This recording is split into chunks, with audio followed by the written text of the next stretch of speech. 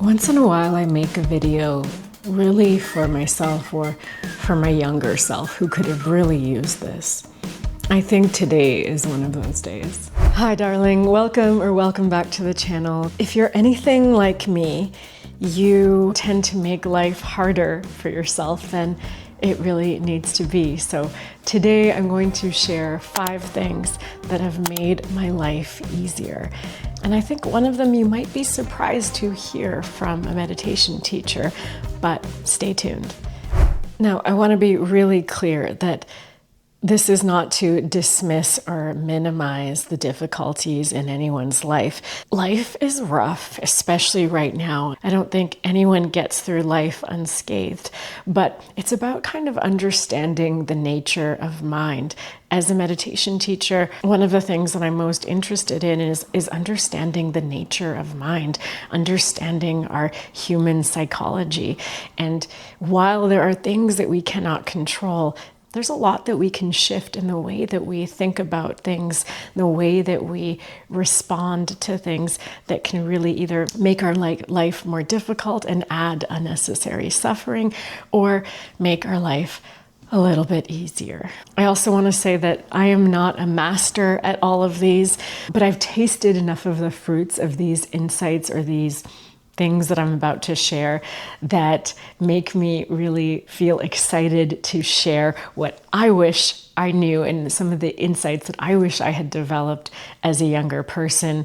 Though I do really think some of this just has to come with life experience. You can't really force or speed up some of these things that we learn. But I do think it's possible that as we're moving through life, we can compare notes and share findings and give each other little nudges and really shine light on some things that can really bring a lot more ease. So that's what this video is about today. Here are 5 things, 5 understandings, 5 insights, 5 ways of seeing the world that can really help to make things easier. Here we go. Number 1 is focusing on what I have instead of constantly chasing what I don't have. Now, look, again, having the type of personality that is always striving, that is always seeking, is actually a really beautiful quality to have. That is what helps me seek rich experiences in life. Craving is the nature of mind, and striving can be a good thing. Wanting and striving can be really good qualities when in balance. But when they're out of balance, there's constantly the sense of chasing after something else and wanting things to be different. Again, you'll hear me say it again and again, this beautiful wisdom that comes from Eastern traditions, but the chase for more, better, different. It can be exhausting and it can make life feel like this never-ending marathon when we're always chasing and running after something. And so the idea here is balance. And yes, we're all tired of probably hearing about gratitude practice, but it really is incredibly transformative to shift the focus on what is already here. What do I already have that's really, really good and worth appreciating? And all of a sudden, it's like the chase, you're just doing less, you're chasing less, and really life feels not only easier, but more enjoyable. Number 2 is let things be imperfect. Imperfection is the nature of existence. Nothing is wrong when things are broken or not quite right or imperfect. When we understand this, we can relax a little bit and stop trying to run around and fix everything and make everything just so. And yes, this definitely ties into number 1 that we've already talked about. When we understand that things being kind of imperfect and messy and not quite right is just the way things are, it can really help us let go of some ideas that we might have in our head about shoulds and about how things should be. We can stop trying to optimize everything, which is so prevalent in our culture right now. We might open up to the possibility of noticing the beauty in the messiness of it all, beauty in the imperfections themselves, and this can really make life feel a lot more easy. Let some things be undone. Let some messages go unanswered.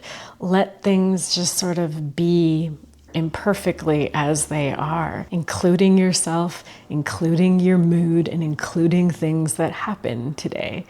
Okay, I really love number 3, which is stop trying to explain yourself or explain anything or even figure anything out. You don't owe anyone a justification for you, your life, your choices, your needs, or even when you need to say no. It's exhausting constantly trying to explain or defend or, explain yourself. See if you can care a little less about what others think. See if you can even let yourself be misunderstood by others. See if you can let others just be wrong and be okay with that. Wrong about you, wrong about whatever, and just put down the fight, See if you can stop explaining yourself and figuring things out, because language is limited and we cannot possibly put order and sense to the complexity that is life or you or me. So when we put less energy into trying to shape a narrative or really put language to things or explain things, when we can sort of let things be unknown, let ourselves be in the mystery, it's really liberating and really does make life feel easier. Oof, this is a good one. This is one that's pretty alive for me right now. Number 4, don't take things personally. When things don't feel like they're going quite your way or going quite right, it's really easy to start to tell a story and make it personal. With life experience and more observation, more data, and just zooming out, we can see, and also observing the universality of all of our problems and challenges, it's possible to really notice that it's not so personal. It's also possible to let go of shame and blame, because the things that are happening to you are the results of causes and conditions that came before. Even your thoughts, you ultimately don't even have control over which thoughts arise. So really letting go of any sense of ownership over your inner experience and just accepting it as it is, not making it personal, can be really liberating. Now, we can take ownership and responsibility of how we respond to our inner experience and to our outer experience. But really, when we let go of stories and we can glimpse the impersonal nature of existence, we can kind of relax into the flow of things and life can feel easier. And finally, number 5, get help. Ask for help, be open to help, be open to reaching out for connection. This one might have been the hardest one for me, and it's still in progress for me, especially as a meditation teacher and someone who leads well-being programs and helps others to develop resilience.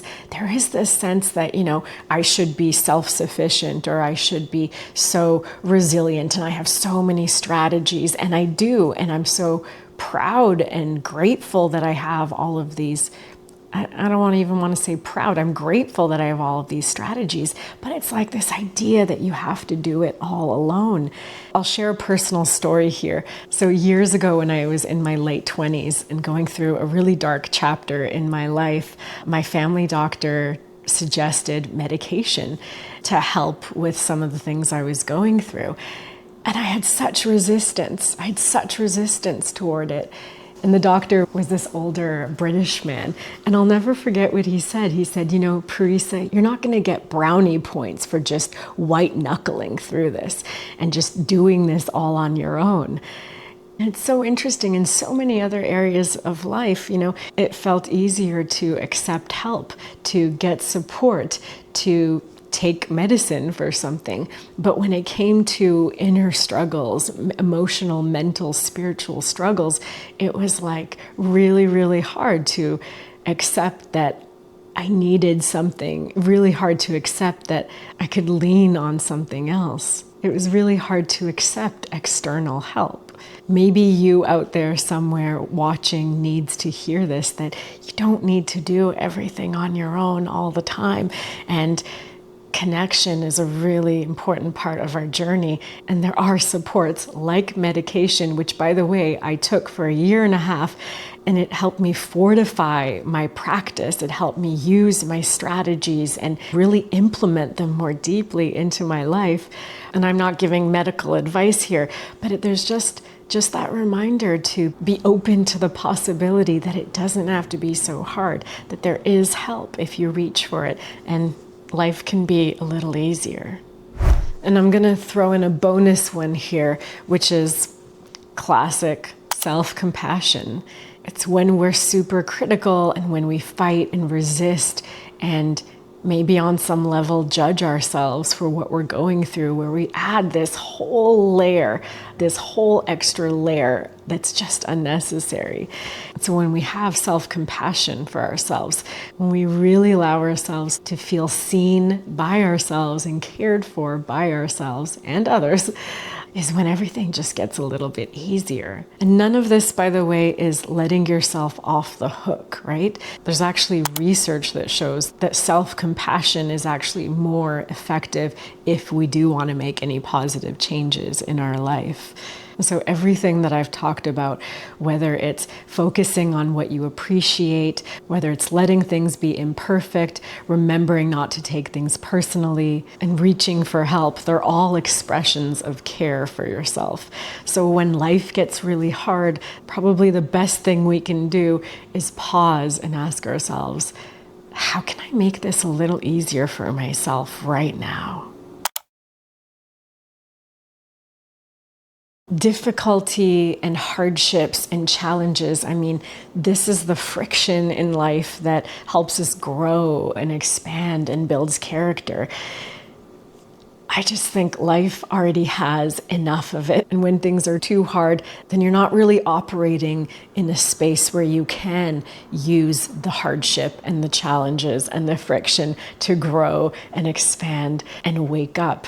It might just be too much. So it's like making things a little bit easier might help us get into that sweet spot, get into that middle place where growth can happen. Okay, so those were just a few of mine. I want to know yours. What is something that you have stopped doing or started doing, or an insight that you've really developed that's made your life easier? Please share. I love reading your wisdom. I love sharing wisdom. It's kind of like the coolest thing that we can do here with our time on Earth. So please leave them in the comments. And if you like this type of video, consider liking and subscribing, as it really helps the channel grow. Thanks for being here. It means a lot. I love you, and I'll see you in the next one.